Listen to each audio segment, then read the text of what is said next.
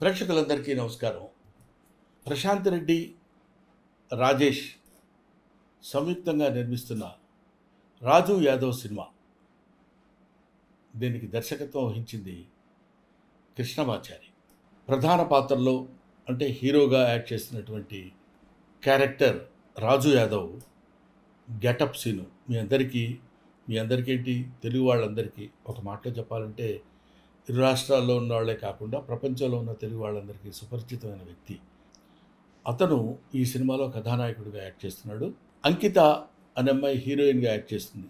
ముఖ్యంగా ఈ సినిమాలో ఒక ఇంట్రెస్టింగ్ ఎలిమెంట్ ఉంది కాబట్టి నేను చెప్తున్నా. అదేంటంటే నవ్వుతూనే ఉంటుంది ఫేస్ అంతా. ఆ నవ్వుతూ ఉన్న ఫేస్లోనే అనేక భావాల్ని ప్రదర్శించడం అది సామాన్యమైన విషయం కాదు. అసలు ఈ థాట్ డైరెక్టర్ కృష్ణమాచారికి రావడమే చాలా గొప్ప విషయం.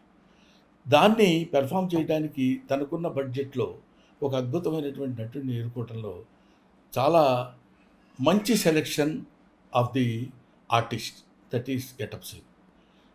ఈ గెటప్ సీను అనేది రేపొద్దున గెటప్ సీన్ అనే పేరు పోయి ఆర్టిస్ట్ సీను అనే పేరు వస్తుందని నా అభిప్రాయం.